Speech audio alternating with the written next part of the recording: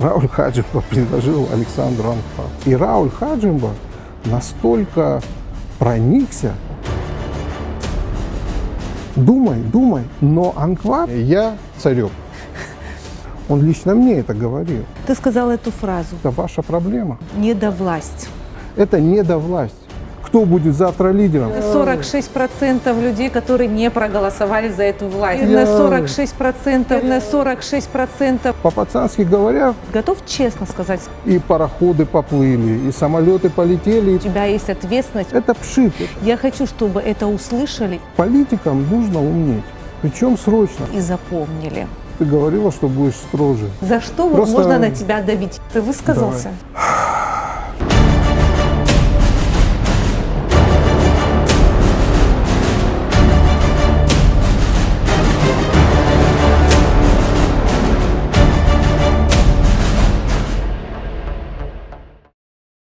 Буквально на днях Рауль Хаджимба провел инаугурацию. В связи с этим событием мне вспомнилось, в 2014 году Общественная палата поздравила Рауля Хаджимба с победой на выборах. Насколько я понимаю, тогда ты был членом Общественной палаты в это время. И даже состоялась встреча, на которой ты не мог присутствовать, но сделал публикацию в Фейсбуке. Я прочитала эту публикацию, а теперь вот цитата. «Все поздравили победившую команду. Присоединяюсь. Страна ждет перемен, стране нужно единство, и мы все друг другу не чужие. Начинайте, а мы всем миром поддержим». Сейчас, в 2019 году, ты поздравил? Ну, во-первых, повода не вижу пока. То есть, мне кажется, идет разбирательство судебное, да? И пока это разбирательство идет, точка в этом споре не поставлена. Как только будет окончательное решение суда, каждый из нас будет делать какие-то выводы. Вот. Я думаю, что серьезные сомнения у меня есть, у меня лично серьезные сомнения есть по поводу того, нужно ли было в такой спешке проводить инаугурацию, когда тема судебного разбирательства не закрыта. Конечно, я не поздравлял. А в чем такая спешка? Так нужно не упустить власть? Спикер парламента, поздравляя, во вступительной речи сказал, что вот это важно, что вот легитимность выборов, и что доказательством этому являются многочисленные поздравления. То есть это, конечно, удивительно, что, оказывается, поздравления извне, которые приходили там, не знаю, от разных там организаций и людей, что это является обоснованием доказательства легитимности власти. Для меня это очень странно. Ну, я, например, могу точно сказать, что это президентство, если оно состоится вдруг, если судебное решение будет в пользу нынешнего, ну, уже прошлого, видимо, главы государства, то это будет вот все 5 лет такая хромая утка у власти. И возвращаюсь я опять к 2014 году. Поздравить-то ты поздравил в этот период, но вскоре ты стал критиковать его работу то по церковному вопросу, то по межгосударственному договору, то по вскрытию информации, называя абхазским Викиликсом. Ну и так долго по списку. Что произошло? Или, спрошу по-другому, что не произошло? На мой скромный взгляд, мы просто теряем страну. Мы теряем нашу страну, которую мы такими усилиями, да, эту независимость завоевали, тысячи погибли, мы столько выстрадали, и сейчас мы теряем нашу страну. Это мое понимание. Да? И на сегодняшний день я могу точно сказать, что когда я увидел, что Хаджимба, да, и эта команда, которую мы поздравили после выборов, но это всенародно избранный был президент. Как бы то ни было, там, со всеми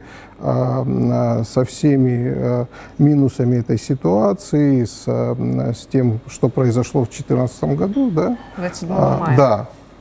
То есть все то, что касается вот этих вещей, да, то есть этот человек прошел процедуру. И он был избран. И он обещал что-то. Он обещал стране перемены, он обещал стране борьбу с коррупцией, он много чего обещал.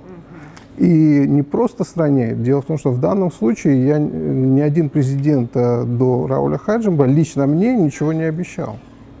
Понимаете? В этом случае этот человек лично мне говорил о том, что он сделает это, он проведет конституционную реформу, перераспределит полномочия, он изменит ситуацию на телевидении с доступом разных мнений. Он много-много чего сделает. Он начнет бороться с коррупцией. Не на словах, а на деле. Ну, прошел месяц, прошло 2 месяца, и для меня стало очевидно, что никаких реформ этот человек проводить не собирается. Как так получилось, что сразу стало ясно, что эти обещания были пустыми, но и тем не менее через 5 лет та же власть остается у власти, по крайней мере пытается. Это еще не законченный процесс, да, еще идет судебное разбирательство. Наверное, пройдет год, 2, 3, мы сможем осмыслить лучше, но вот по горячим следам я могу сказать, конечно, это были очень странные выборы. Начиная с устранения главного кандидата, одного из основных кандидатов на пост президента Аслана Георгиевича Бжаня. Да? Это странная история, она странна прежде всего тем, как власть реагировала на эту ситуацию. То есть никто не может сказать, да, нет доказанного факта того, что, что кто-то виновен. Да? Никто никого за руку не поймал. Но когда власть таким образом реагирует на ситуацию, да, в такую взрывоопасную ситуацию, а реагирует ровно так, что вот ничего не делает, не предпринимает вообще ничего, то это наводит на какие-то нехорошие мысли. То есть, ребята, у вас есть вся полнота власти, задействуйте весь ресурс государственного аппарата, там, прокуратура, служба безопасности и так далее, и так далее. Вы сидите, ждете чего-то, вы не реагируете, вы делаете вид, что ничего не случилось. И это, конечно, очень странная ситуация. А дальше у нас была целая череда весьма и весьма интересных моментов. Но меня, конечно, больше всего поразила ситуация с вот этим торгом, который случился между первым и вторым туром. Торгом между политиками? Ну да, мы были сторонними свидетелями, немыми свидетелями. Меня удивило, просто поразило то, что нынешняя власть предложила Александру Анклав пост премьер-министра. Понимаете? То есть это те люди, которые нам говорили все эти годы, еще до 2004 года, и так далее. Все эти годы они нам говорили, что это дьявол во плоти. Это не мы с вами же говорили, да?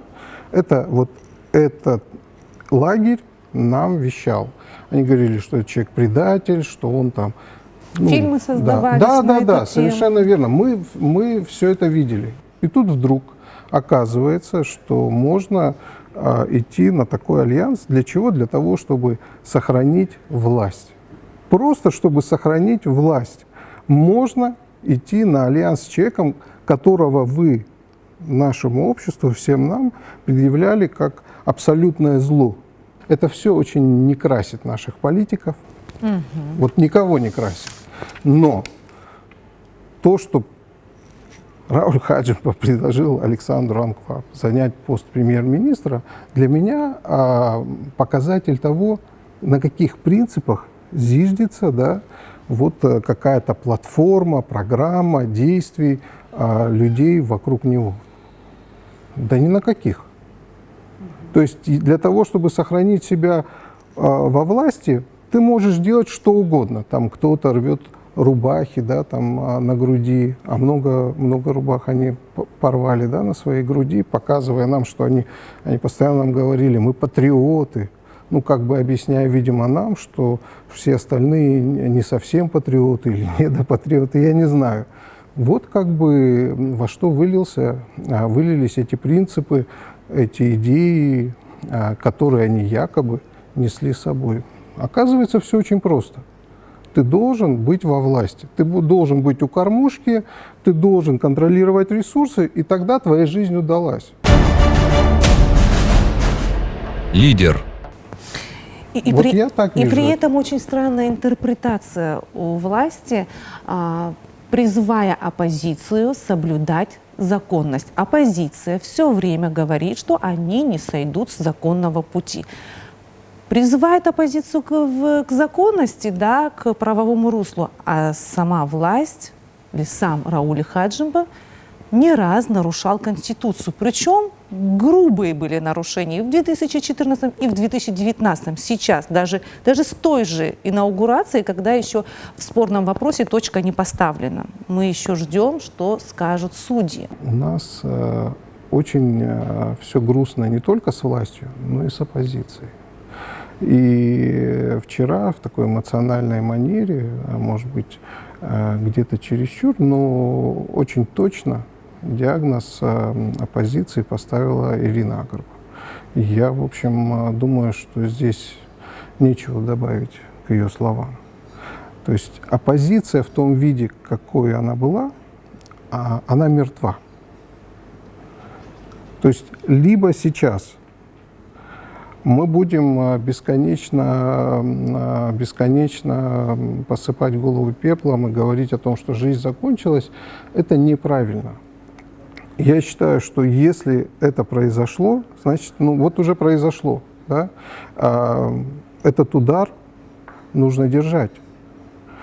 Вы политики, вы стремитесь быть властью. И если вы не можете держать удар, тогда не занимайтесь политикой. Отойдите в сторону.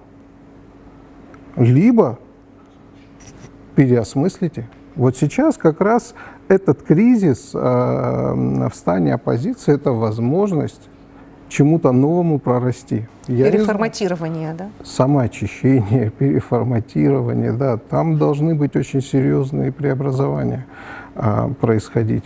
Потому что то, что мы видели, например, во время этой предвыборной гонки, это все вопрос к тому, как ты позиционируешь себя. Ты можешь, конечно, озвучивать что-то, связанное с реформами, да, какие-то правильные вещи. Но нынешняя власть все это озвучивала тоже. Она это все обесценила, не проведя ничего, ни одной реформы.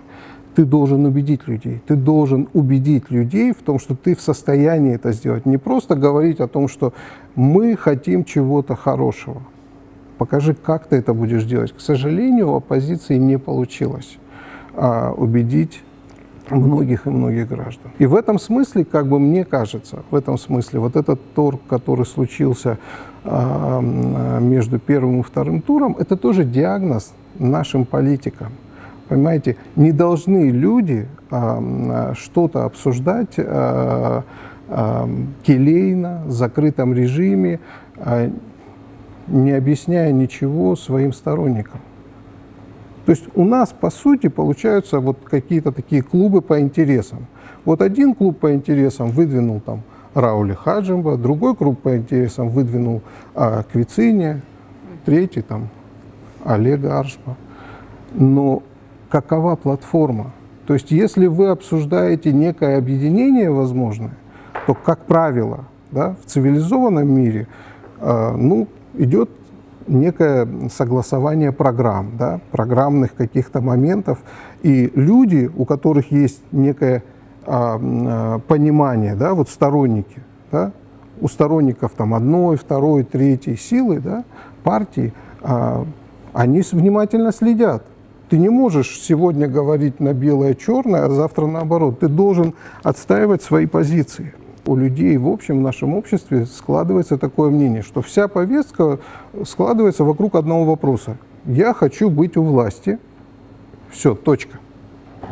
Зачем я хочу быть у власти? Для чего? Что я хочу сделать? Этот вопрос, он становится второстепенным, третьестепенным. Да? И это большая проблема. Это ведь проблема не власть набрала столько. Оппозиция провалилась просто. Оппозиция провалилась, оппозиции нужно было что-то делать по-другому, что-то делать иначе, по-новому. То есть вся эта канва, которую мы видим, она же от выборов к выборам не меняется. Например, случилась эта история нехорошая со Славом Георгиевичем. Как оппозиция определяла замену, да, на выборы? Ну, долгое время как бы люди надеялись, что вот вернется Бжаня. Ну, не получилось, да. Теперь они решают, что нужно выдвинуть кого-то. И в этой ситуации, ну, почему бы вам, да, ну, вот оппозиции, да, не сказать, хватит нам вот этих келейных всяких вот междусобойчиков, да, хватит нам вот этих дрязг. Давайте мы к сторонникам обратимся. У нас же есть сторонники, правильно, которые нас поддерживают. 46% ведь никто не отменял, правильно? Эти люди голосовали в итоге за этот лагерь. Ну, почему нельзя было обратиться к этим людям и провести, например, праймерис? И тогда бы вы увидели, кто больше готов, кто лучше готов на эту роль, кто не готов. У вас есть там прекрасное название, да, передачи «Лидер». Каким образом рождается этот лидер от того или иного политического лагеря? Мы не знаем. То есть логику принятия решений мы не знаем. Это должны быть новые правила игры. Это должен быть новый формат, абсолютно новый формат. Если мы посмотрим, там, я не знаю, там, на выборы президента Америки или там, я не знаю, премьер-министра там, Британии, этот человек в своей партии, внутри своей партии, своего лагеря политического, где как бы все сторонники, проходит такое горнило, да, такую жесткую борьбу проходит, что, извините меня, ну, человек неподготовленный, человек, который не держит удар, просто не сможет пройти. И тогда, таким образом, партия какая-то, платформа, да, они выбирают лучшего. А что у нас происходит? У нас садятся какие-то ребята, да, я не хочу никого обижать, но кто решает? Кто вообще спрашивает мнение людей, которые за вас голосуют, ребята, которые вас поддерживают? Никто не спрашивает, понимаете? Вот это очень, мне кажется, важный момент уязвимости всей системы. И сегодня, предположим, вот Рауль Хаджимба там каким-то чудом отсидит там второй срок. Но у этого лагеря, который он представляет, у них же тоже будет кризис с тем, кто будет следующим лидером. То есть стране, в любом случае стране нужно, чтобы было несколько политических лагерей, да, которые будут в той или иной степени, да, оформлены в итоге, там, надеюсь, там, лет там, через сколько-то, да, оформлены в политические какие-то платформы. Эти платформы должны противостоять друг другу там, идеями, программами, предлагать разные пути развития страны. При этом понимая, что как бы мы все за то, чтобы страна была независимая, демократическая, ну вот какие-то общие вещи есть. Кто-то на словах, простите, да, а кто-то вот в действиях. Вот не все политики, к сожалению, большинство политиков не думают так объемно, как сейчас ты рассуждаешь. По поводу солидной политической силы я могу привести в пример Айтайра, несмотря на то, что я была в то время юна. Айтайра. Да, Айтайра, я помню, да. Да. Я помню, кто входил в Айтайра. Я бы сказала, это были титаны, это была элита нации, не в обиду сказано другим. То есть такие серьезные имена, там, тот же Александр Анкваб, Леонид Лакербая, Ирина Агарба, Олег Домени и так далее. Вся интеллигенция, начиная от Алексея Гогуа, Нелли Тарбу, можно перечислять очень долго. Почему потом произошла вот такая девальвация? Потому что наша система заточена на то, чтобы мы выбирали конкретных людей. Вокруг этих людей образовывается круг интересантов. Так было всегда при нашей системе. Почему я, например, убежденный сторонник того, чтобы менять систему? Система должна измениться, потому что сегодня у нас по факту власть царька. У нас царская власть по Конституции.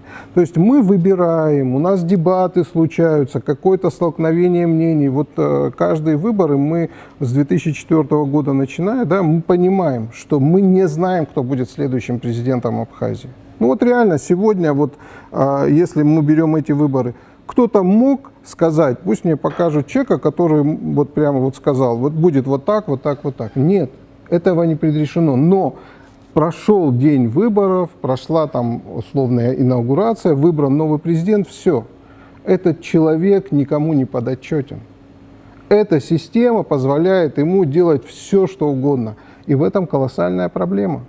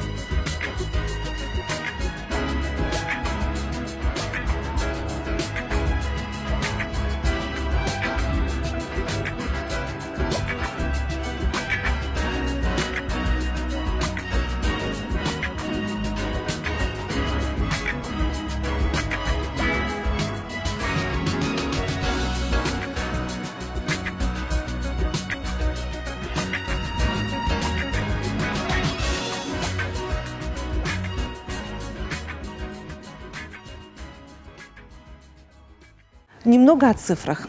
За Рауля Хаджимба на этих выборах проголосовало 39 793 избирателя. Избирательным правом в Абхазии обладают больше 120 тысяч. Точной цифры не знаю. Вот если вдуматься, не надо быть юристом. Насколько легитимен президент? Вообще сама система президентской власти, да, и того, как у нас прописана вся эта система в законе, в Конституции тоже, она показывает, что сама конструкция очень неустойчивая. Но нас проносило просто, нам везло. В этом смысле никогда не случалось второго тура. Впервые случился второй тур. Впервые. Но этот второй тур всегда по закону, он был заложен в наш закон. Просто он не случался.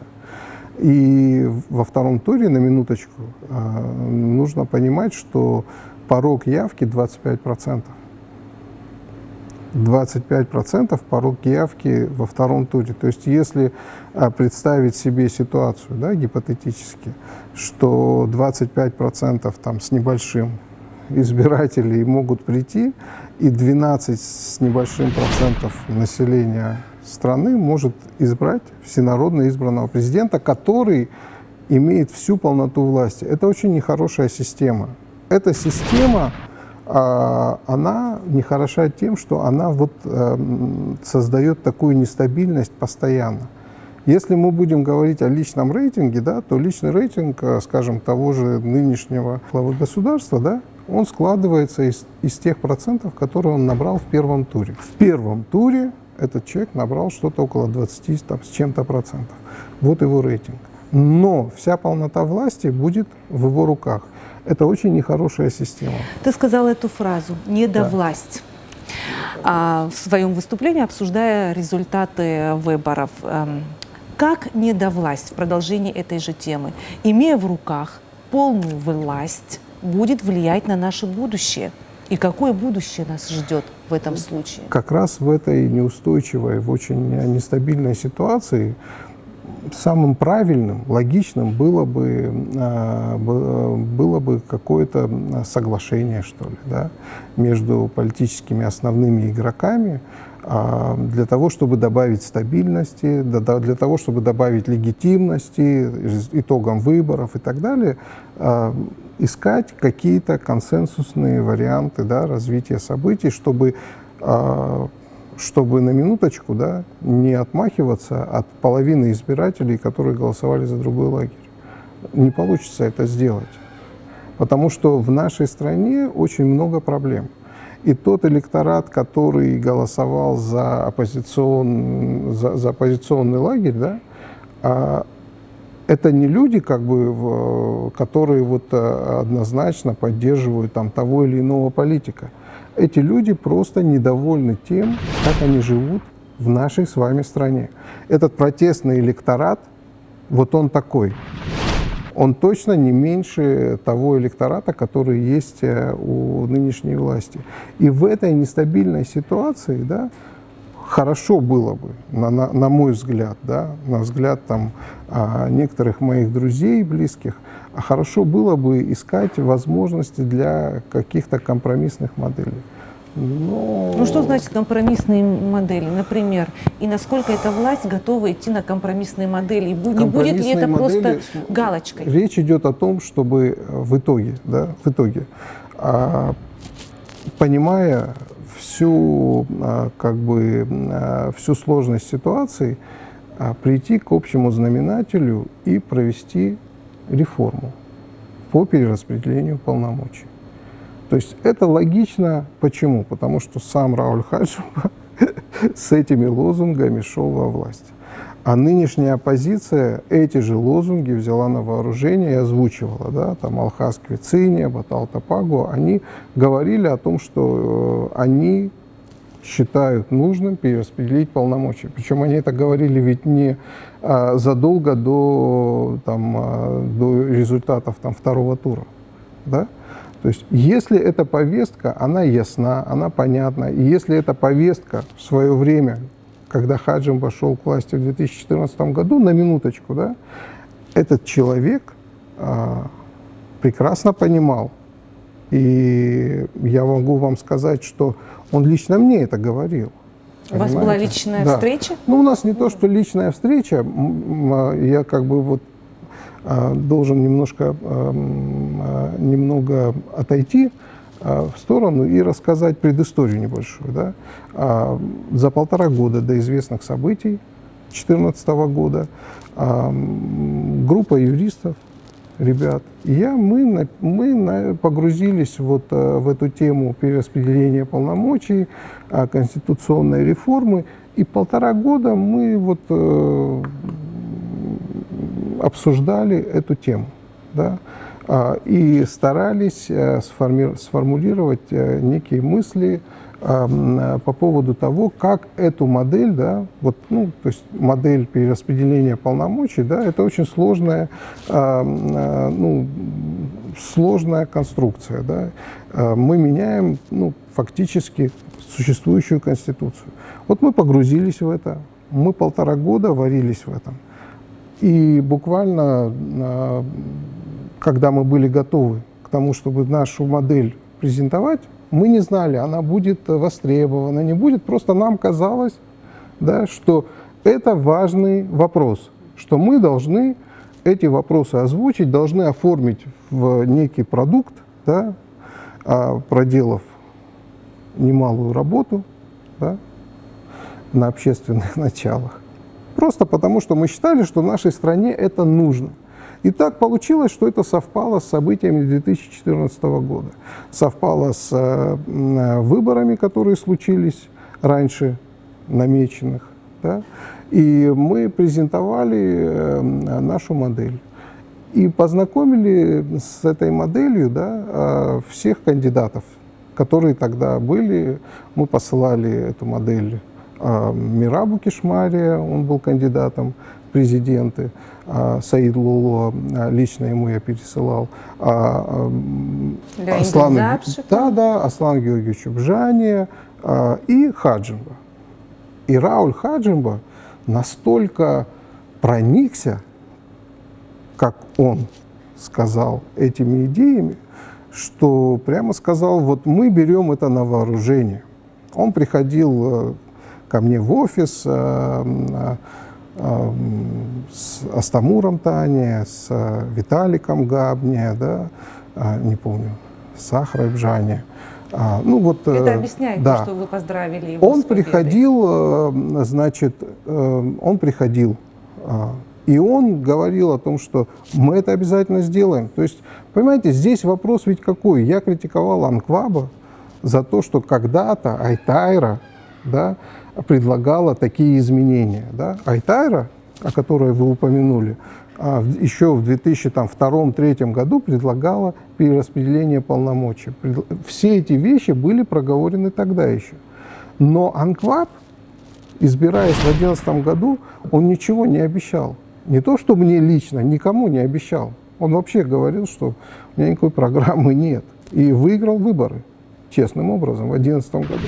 Что касается Хаджимба, этот человек лично мне сказал: эта модель, это будет то, что нужно. Это будет сделано в первый год моего президентства.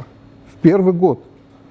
Кто еще присутствовал на встрече? Кто это слышал? Ну, я вам сказал, кто присутствовал. Вот это они не все секрет. слышали, все. Конечно, конечно. Эти люди слышали, и этот человек говорил о том, что, то есть, понимаете, у нас еще был такой деликатный момент. Мы нашей группой считали, что вопрос как бы имплементации, да, внедрения вот этой модели возможной, нужно более осторожно подходить и лучше как бы не ломать электоральные циклы. О чем я говорю? О том, что, ну вот, предположим, новый президент какой-то избирается, ну вот тогда, в 2014 году, и вот пусть он свои 5 лет как бы вот сидит на хозяйстве вот при старой системе, чтобы вот как-то... Сказал, обязательно, Слушайте, все в течение года. Обязательно, ну как, я склонен верить людям. То есть, ну, у меня такая натура. Не знаю, если я вижу человека, то я скорее, ну, не знаю, любому человеку, которого я вижу перед собой, я склонен ему верить.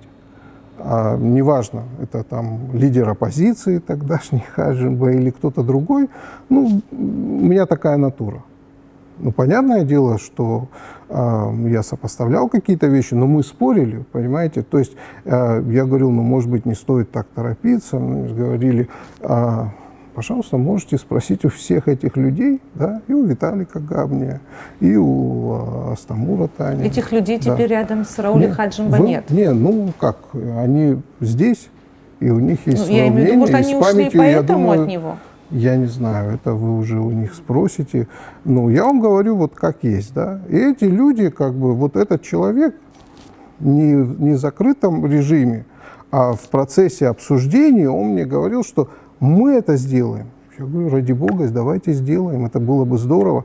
И все то, о чем, как бы, вот, о чем я говорил всегда это публично, да, о том, что это вот власть царька, о том, что это чрезмерная власть в одних руках, да, единоличные решения, этот человек как бы был со всем этим согласен. И в публичном поле получается, что он использовал мое имя. Понимаете, там на митингах где-то ко мне подходили люди, говорят, слушай, ну вот там Рауль Джумкович выступал там на митинге, он вспомнил о тебе, там, о молодых юристах, о модели, что вот мы реформу проведем. Мне пришлось даже как-то передавать ему и сказать, что, слушай, ну, я понимаю, что ты проникся этой идеей, этой моделью, да, но я же не вхожу в твой штаб. Ну, говори о реформах и так далее, но не надо упоминать мое имя. Я же не представляю твой штаб. Да? Что мы, в принципе, были нейтральной стороной, мы предлагали эту модель всем кандидатам. Вот ровным образом всем. Просто этот прямо вот сказал, жить не могу без этой модели, как только стану президентом, все, я все сделаю. И первое, да, вот первое, что случилось, это была так называемая, да, реформа местного самоуправления. Все, на этом мы поставили жирную точку. То есть после своего избрания Рауль Хаджимба, вы думаете, хоть один раз набрал, хоть сказал, ну знаешь, там что-то у нас не получается, может быть, мы отсрочили и так далее. Вообще. Единственный, кто позвонил вот после этого позорного, да, принятия так называемой реформы, да, местного самоуправления, о чем речь шла? Речь шла о том, что Рауль Хаджимба и же с ним обещали людям, что главы районов, города Сухум и так далее будут избираться. Ну и многие другие вещи связаны. То есть реформу местного самоуправления как можно провести в стране, чтобы люди об этом не узнали. То есть реформа судебная, она может быть проведена, но люди могут не знать, пока они не столкнутся там с системой, да, судебной. Но реформу местного самоуправления, о которой власть рапортовала, заявила, что она провела, Вы спросите у людей, что-то в вашей жизни изменилось? Что такое местное самоуправление? Это вот твоя улица, твой дом, твой поселок, твое село. Это то, как ты управляешься там, да? И не только вопрос, скажем, выборов главы там, какого-то села или какого-то района. Не только. И всего этого не произошло. И Виталий Габния посчитал возможным тогда, он мне позвонил и сказал, что, ну, знаешь, Алхас, я говорю, ну, я вижу, я знаю. Он говорит, у меня было особое мнение. Я говорю, Виталик, твое особое мнение не отменяет того, что вы похоронили все. И для меня совершенно очевидно это было, я не знаю, в первые месяцы. Все, точка.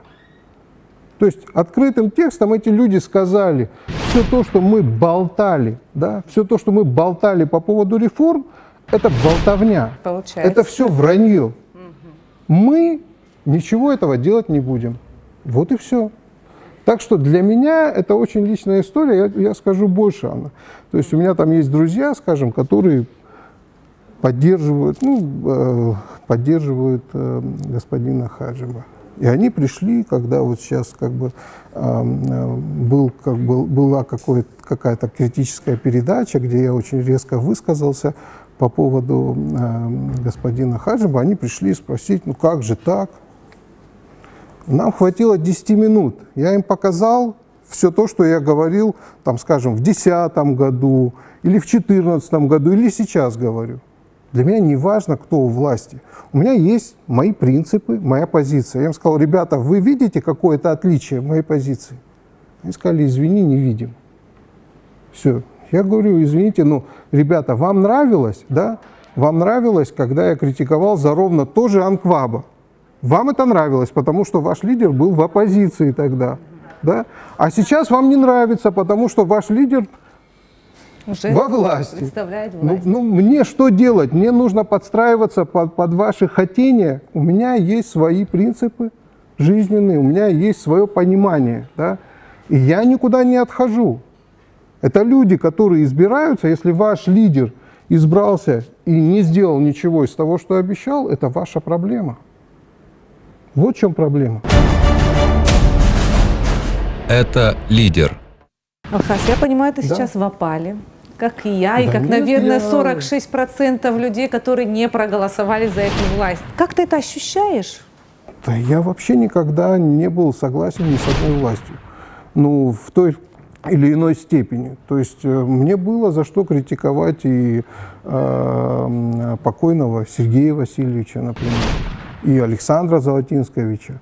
Но я никогда не переходил на личность, я всегда с уважением относился к этим людям.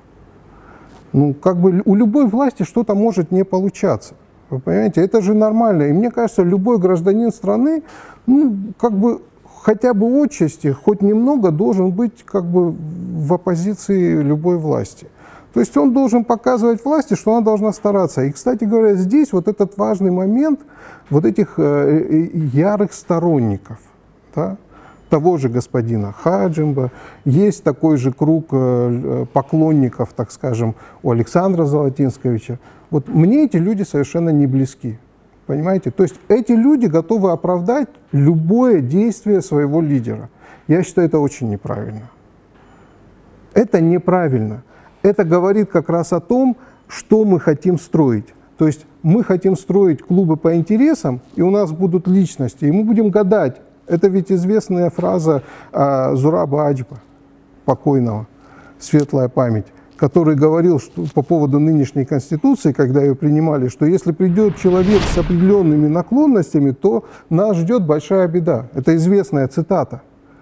Ну вот оно случилось.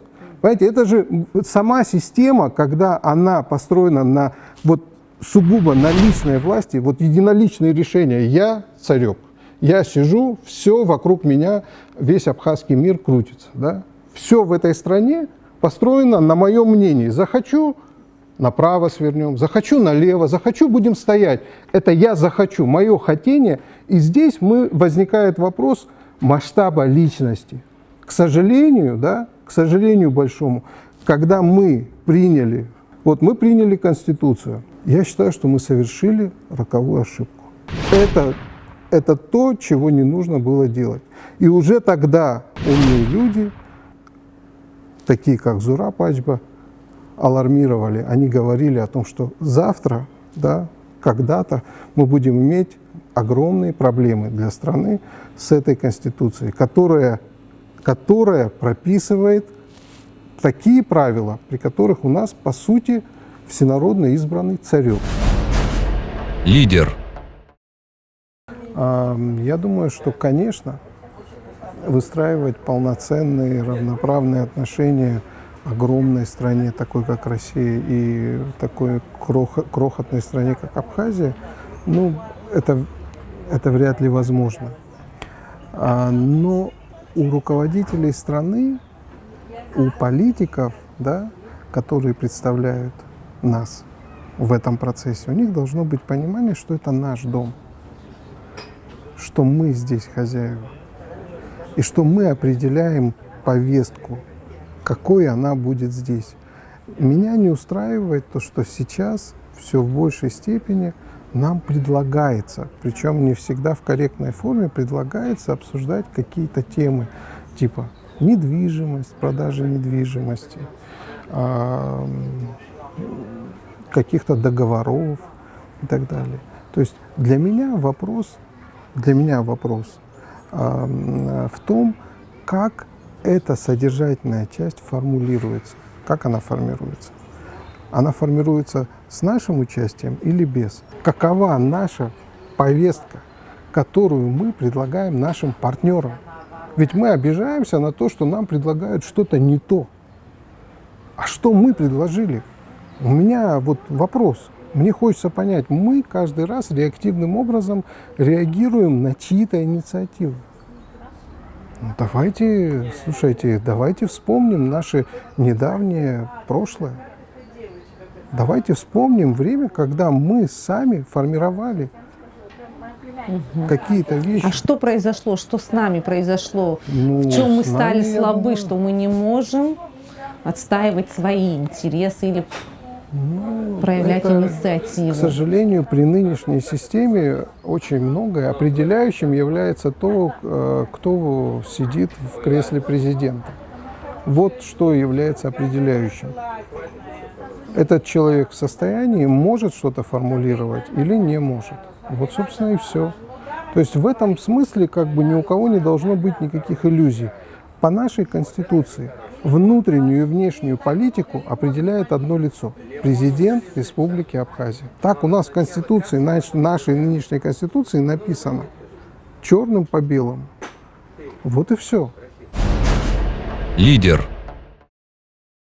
Выступление Ирины Агарбов вчера, скажем, о качестве оппозиции. Если ты не строишь нормальную политическую платформу, партию, да, то, о чем она говорила, почему ее нет в этой обойме? Потому что одно дело, когда ты занимаешься вот дележкой, да, и примеряешь, кто на какую должность упадет. И совсем другое дело, когда ты опираешься на какие-то принципы, когда у тебя есть какая-то платформа. То, что было у Айтайра, кстати говоря. То, что было у Айтайра, например. И то, что было, кстати говоря, как это ни странно, эта платформа, она могла родиться и в форуме народного единства, который представляет нынешний президент. Ведь многие люди с принципиальной позицией, они ушли оттуда, они вышли, когда они увидели, что этого не происходит. Ровно то же самое произошло с Айтайра. Получается, что мы не ставим на развитие политических платформ. И получаем то, что получаем. Мы хотим играть в высшей лиге, да, но при этом мы делаем все для того, чтобы оставаться дворовой командой. Не может дворовая команда играть в высшей лиге. Ну не может. Это другие принципы, это другой процесс тренировочный, это другая отдача. А мы хотим, чтобы политики, которые, извините меня, в зубах ковыряются, были блестящими лидерами, которые разруливают все. Так не бывает. Так не бывает. Ты должен фундамент заложить, а фундамент – это как раз политические платформы. Пока у нас не появится полноценных политических партий, которые будут зиждиться на каких-то принципах, да, на каких-то установках, ценностях, Пока этого всего не произойдет, пока внутри этих партий не будет происходить процесс отбора лидеров, вот этих самых лидеров, которых не кучка непонятных людей решает, кто будет завтра лидером, а люди, ты выходишь со своей платформой, со своей программой, заявляя о себе. В рамках своей политической платформы скажи, что ты лучше остальных. И вот, пожалуйста, делай. И тогда получается, что происходит процесс селекции. Тогда получается, что мы получаем новое качество. Ну как без конкуренции можно получить лучший результат? Вот хороший пример, это, скажем, наши сотовики, да? Мобильная связь. У нас 2 сотовых оператора. Ну, давайте представим себе, что вот вы Амобайл, а я Аквафон представляю. То есть у вас трубочка с Амобайлом, у меня с Аквафоном. И давайте представим на минуточку, что, ну, предположим, да, что Амобайл, ну, или Аквафон, ну, одна из этих компаний, да, ну, имеет порядка 60% абонентов. И в какой-то момент мы вдруг говорим себе, да нафиг нам эти 2 оператора, зачем нам нужно, чтобы они тратились на рекламу. Давайте мы одного оператора уберем и сольем это все в одно. Я думаю, что никто не будет рад такому повороту событий, потому что все мы пользуемся Аквафоном, Амобайлом, мы понимаем, что благодаря этой конкуренции, да, честной конкуренции, мы имеем адекватную услугу на рынке, вот на этом рынке, да, сотовых телекоммуникаций. Ровно то же самое должно происходить в политике. Если мы сегодня говорим о качестве оппозиции, мы ровно так же должны говорить о качестве любого другого. Ну почему нет между ними конкуренции? Есть же 2 политические платформы, и оппозиция, и власть. Кстати, Ирина Агрова, выступая на этом собрании, заметила, ну, такую фразу она сказала примерно, что оппозиция допустила столько же просчетов, сколько преступлений и власть. Но дело в том, что ты должен показать что-то новое. То есть людям это уже не интересно. То есть они голосовали так, как голосовали сейчас, по инерции. Покажи что-то новое. Это вопрос к каждому из наших политиков. Вот сейчас пришло время дерзать, потому что наша политическая система, она сейчас в руинах просто. Вы посмотрите на качество этих дебатов, которые происходили. То есть если сегодня какой-то сторонний наблюдатель, да, посмотрит вот те дебаты, которые у нас были, он скажет, у этой страны нет будущего. Понимаете? То есть мы должны менять, радикально менять все то, что мы имеем сейчас. Мы должны сделать так, чтобы, скажем, лидеры оппозиции, ну это не обязательно должна быть какая-то монолитная одна партия или один лагерь, да? Там разношерстные какие-то группы, которые подают разные сигналы, да? То есть они, может быть, мыслят по-разному, ну, скорее всего, я думаю. Алхас, обязательно, чтобы конкуренция была, чтобы развитие было, все зависит от главы государства, или все-таки можно обойти его и какие-то частные инициативы, политические партии, общественные организации, может, НПО? Ты можешь много чего предлагать. Вот мы недавно, скажем, предложили меморандум по поводу вот этой внутриполитической нестабильной ситуации. То есть ты можешь предлагать, но кто это слышит? Мы зависим от одного человека. Все. Или от людей, которые влияют на этого одного человека. Потому что многие считают, что сегодня там свита играет короля, приближенный круг. Понимаете? Это очень плохая ситуация.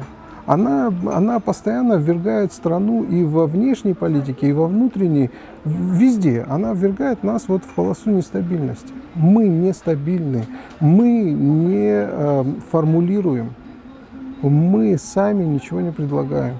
А потом обижаемся, если нам предлагают что-то не то. В любом обществе есть разность мнений. Это ведь нормально. Это только у нас кажется, нам кажется, что только вот все должны мыслить, как я мыслю. Правильно ведь? Ну вот у нас это норма. То есть мы категоричны в этом смысле. Почитайте, скажем, комментарии в Фейсбуке. То есть всегда люди исходят из того, что есть мое мнение и неправильное. Алхас, у тебя есть друзья в оппозиции? Конечно. Ты с ними говоришь на эти темы? Они Я готовы говорю. воспринимать трезвую оценку и как-то вот идти к тому, чтобы переформатироваться на самом деле? Ну, я не знаю, я не вижу для них другого выхода. Мне кажется, что у них варианта нет. Либо нужно просто уйти со сцены и раствориться, не нужно людей мучить, либо действительно понять, что то, что они делали до сего дня, ну, не годится. Так не должно быть. У людей первый вопрос – это такой, да? Первый и главный вопрос. То есть политик все равно, он должен быть, то есть политическая партия, движение, лагерь, как угодно сегодня назови, ну нет у нас-то как бы состоявшихся партий, ну вот этот лагерь. Он должен быть маяком, где обозначено должно быть, мы вот за вот это, за вот это, за вот это, за вот это. Все, точка. Должна быть созидательная повестка какая-то. И это повестка, с которой мы не свернем, мы добиваемся. И дальше уже нужно идти вглубь, и нужно объяснять людям, что вот как мы это будем делать, каким образом. Потому что люди не верят уже просто благим пожеланиям. Обесценено слово политиков, обесценено. Какова платформа? Вот я, например, знаю, что есть программа, скажем, Аслана Георгиевича Вжания. То есть я с ним встречался в январе, еще до этих событий с его устранением. И мы где-то часа 3,5 проговорили. Я вижу, что у этого человека есть определенное понимание. Да? Но это его понимание. Он старался какой-то круг людей собрать, он старался их вооружить идеями, и Алхас Квициня, в общем, озвучивал, что он приверженец вот этой повестки. Да? И, например, ну, в чем-то мы поспорили, там, скажем, он меня убедил в чем-то, что касается правоохранительной системы, в чем-то, что касается реформы перераспределения полномочий, мне кажется, я какие-то позиции донес до него. То есть мы достаточно остро поспорили, да, ну, где-то почти 4 часа мы общались. Это было где-то середина января.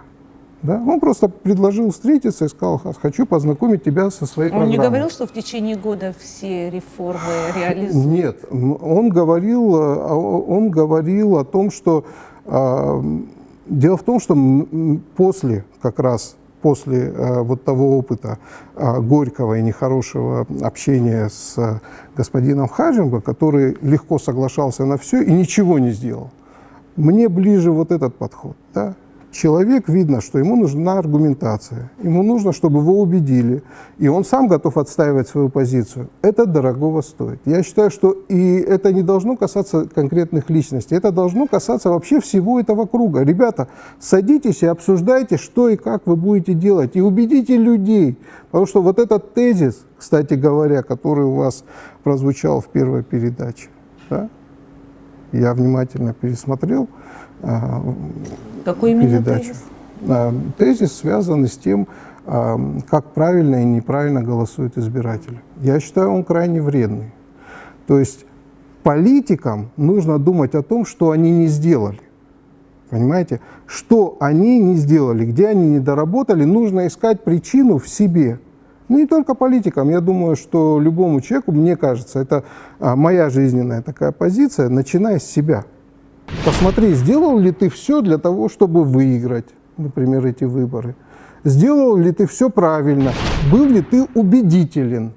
Думай, думай.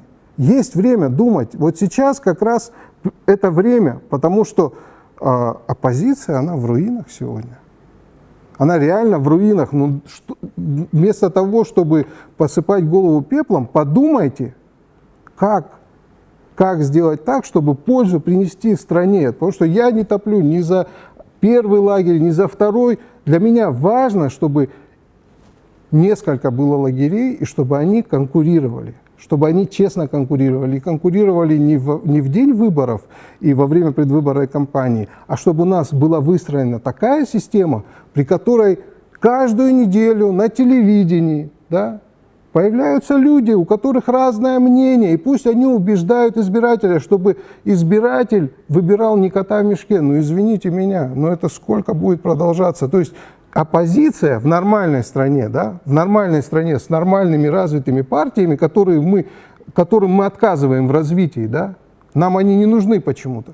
В нормальной стране эта оппозиция, она на следующий день готова брать бремя власти.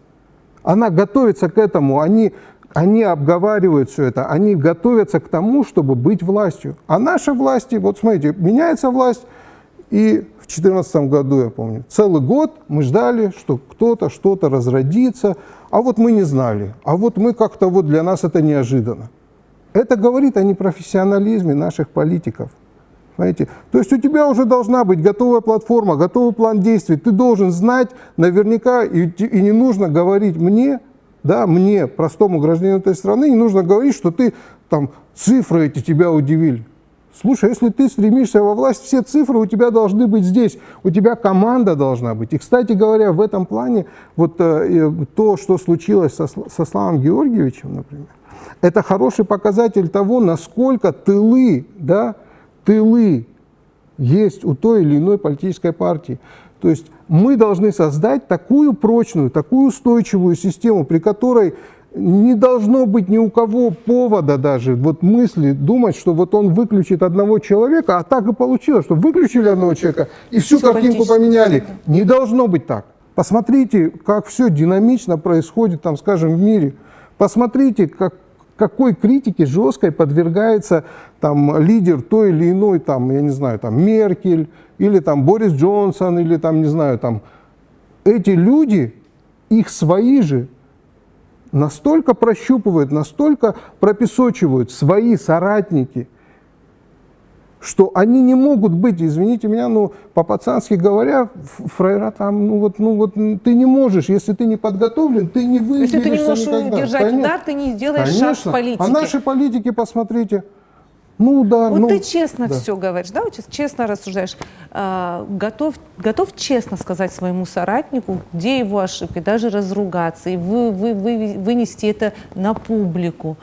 И разойтись потом без обид. Такое возможно у нас? Я считаю, что это должно быть нормальной практикой. Это должно быть нормой. Если это не станет нормой, люди, которые готовы говорить в глаза только хорошее, ну вы меня извините. Вы меня извините, но так не бывает. Любой человек ошибается. Другой вопрос, что эти ошибки мы бесконечно повторяем, да? Либо человек понимает, что ему в спину дышат, и что на следующем съезде, грубо говоря, там, этой партии может стать вопрос о том, что этот человек вот, ну, он как-то невнятен, что он как-то не мотивирует людей, что он... И тогда придет новый лидер, и не нужно из этого трагедию строить. Не надо.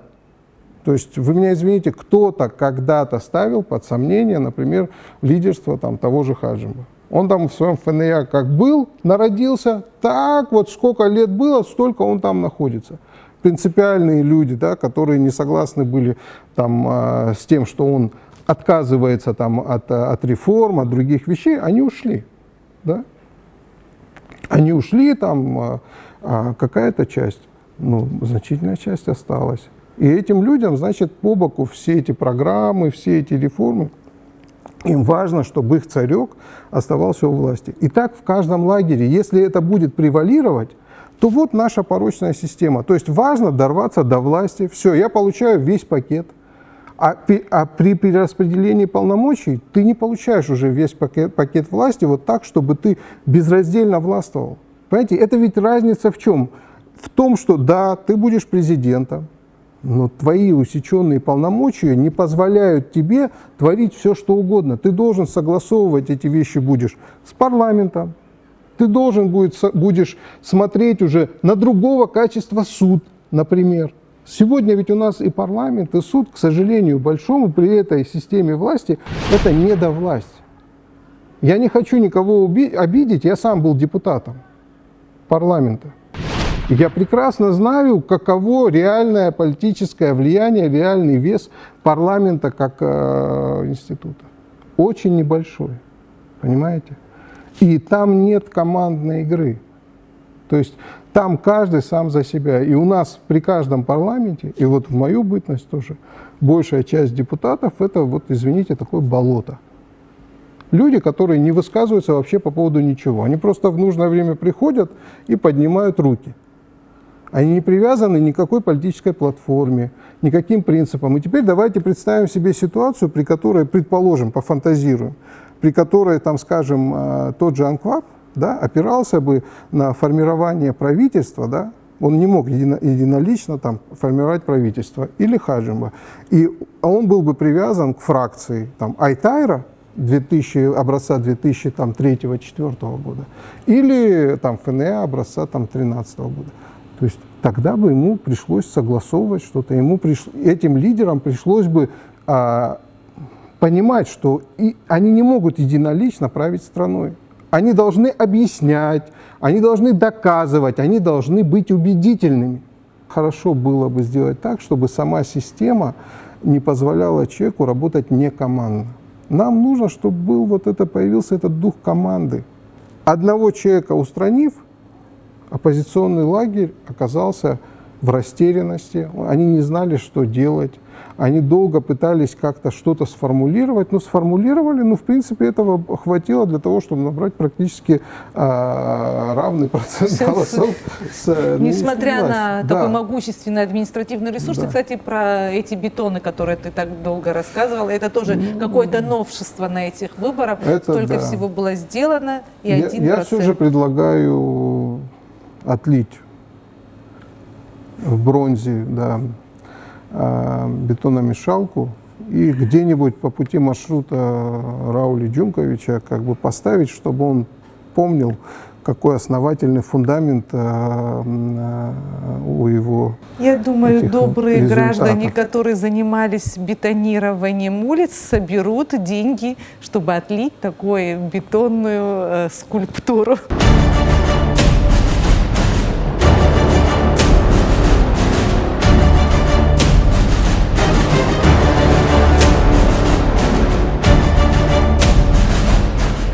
Лидер. Может быть, кому-то неприятно это слышать, но я считаю, что когда кризис, когда ты видишь, что ты не осилил что-то, значит, думай, что не так. Значит, обрати внимание, не ищи причину в том, что там такие-то села, еще что-то, неправильно голосовали тебе. Не надо этого. Начни с себя. То, что ты 100% однозначно можешь поправить и можешь добавить, это если ты начнешь с себя. Складные речи, красивые обещания, что на этих выборах не было. У нас и пароходы поплыли, и самолеты полетели и так далее. Но эти мыльные пузыри предвыборные, это пшик, это ни о чем. Проблема заключается в том, что политический класс, к сожалению, очень сильно отстает. Запросы общества высокие, а не с кого спрашивать. И люди идут и голосуют просто на вынужденном, они голосуют, например, за нынешнюю власть, я даже не представляю, но что им делать? Они дезориентированы совершенно. Мы сидим здесь, в центре Сухума, в шикарных интерьерах, одно дело это, а другое дело, что значительная часть страны, это люди, которые перебиваются от зарплаты к зарплате, думают, как добыть кусок хлеба, накормить своих детей, как обуть их, одеть, в школу отправить. Мне кажется, что многие чиновники и многие политики, они даже не подозревают. Часто у меня такое ощущение, что они в какой-то параллельной вселенной живут. Они даже не подозревают, что такие проблемы есть у людей. Что можно каждый день не ходить из ресторана в ресторан, не покупать дорогие автомобили. Кстати, у них закрыты двери, они не принимают простых граждан. То есть сказать, что у нас всегда был ажур, в системе здравоохранения или социальной, нет. Просто сейчас это очень сильно усугубилось. Вместо того, чтобы развиваться, вместо того, чтобы выкарабкиваться, этот человек обещал, что на второй день вы почувствуете что-то хорошее, на самом деле страна погружается во что-то плохое. То есть по своим друзьям, например, которые занимаются бизнесом, я вижу, как им тяжело, как эти неразумные решения, например, по НДС и так далее, давят бизнес, как бизнес уходит в тень. Честным людям при этой власти будет тяжело. Если будет переформат оппозиции, ты видишь себя в ней? Я вообще не считаю, что все в стране должны идти в политику и должны идти во власть. Ну просто не знаю, у меня вот нет такого ощущения, вот серьезно, да, что как бы, если бы, например, правила игры поменялись, и если бы, например, у нас народились какие-то более-менее полноценные партии, ну, в парламенте еще я как-то себя вижу. Но опять же, не вот в том, который сейчас вот при этой убогой системе, да, а полноценный парламент, где могла бы быть какая-то фракция, я мог бы как бы быть, наверное, полезен. И, в принципе, мог бы согласиться, там, скажем, поучаствовать вот в такой работе. Но при нынешней вот системе, ну, блин, я вот, честно говоря, не вижу, как можно себя применить. Вот я не вижу, серьезно. И я вижу, как, вот, скажем, в стане оппозиции, да, скажем, вот, на дню по 10 раз менялась точка зрения. Разные люди говорили там совершенно какие-то ну, взаимоисключающие вещи. Но нужно все же как-то вот, ну, понимать, что ну, нельзя так. Ну, не может быть качество оппозиции, я скажу, и власть ровно та же самая. Просто власть не совершала ошибок. Власть тихо сидела, тихо, спокойно, там бетон заливала и так далее. Сказать, что они блистали в чем-то, ни в чем не блистали, кроме того, что деньги раздавали, бетон заливали. Всё. Цветы раздавали. Ну да, может быть. Это тоже цветы. новшество. Вот, это, кстати говоря, это неплохо, наверное. Это вопрос качества политиков. Политикам нужно умнеть. Причем срочно, потому что у страны при таком уровне вот политического процесса будущего нет.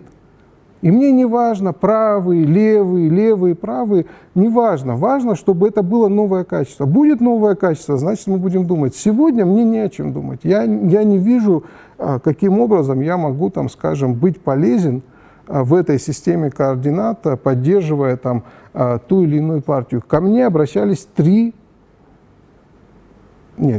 в итоге. 4 как бы штаба, или как это назвать, на этих выборах. Я вежливо всем отказал. В ситуации, когда это всегда такая сборная солянка, мне не интересно. Народятся какие-то серьезные политические партии с серьезными ориентирами, и поменяется система, при которой эти партии будут полновесными, да? Не будет вот этого единоличного решения, а будет что-то более... Тогда я, может быть, подумаю. Как и я уверен, как и многие другие. Лидер. Вот у Аслана Георгиевича, у него есть реально готовый, отработанный блок, связанный с правоохранительной системой. Это готовый план реформ. Вот реально. Там, может, по другим направлениям, там, как бы не настолько, но это очень важный, это глобальный для нашей страны вопрос, который может переломить ситуацию, который может показать обществу, что закон и порядок в Абхазии – это не пустые слова. То есть у него есть, например, это. Но это все нужно, как бы вот нужно, чтобы политики понимали, что нужно найти еще и правильный язык, правильная подача. Люди должны поверить, они должны почувствовать, что они соучастники, что они чувствуют, что это делается для них, и это будет делаться с ними, что каждый раз, когда мы что-то предлагаем, мы спрашиваем у вас. Люди хотят услышать, что и как вы хорошо сделаете, в отличие от тех, кто делает плохо. Вот это важно людям понять. Когда люди этого не видят, ну а за что? Ну, плохо, но вот не факт, что вы сделаете лучше. Вот и все. Мы говорим уже больше часа, и завершая нашу Неужели беседу, так? я все-таки хотела подчеркнуть эту фразу, Да. твою фразу, Да. где ты сказал, что политикам нужно умнеть, и причем срочно. Да. Я хочу, чтобы это услышали и запомнили, если мы хотим иметь хорошее, достойное будущее. Вы смотрели программу «Лидер». Сегодняшний гость Алхас Тхагушев, я ведущая Анна Гуния. До свидания. Увидимся.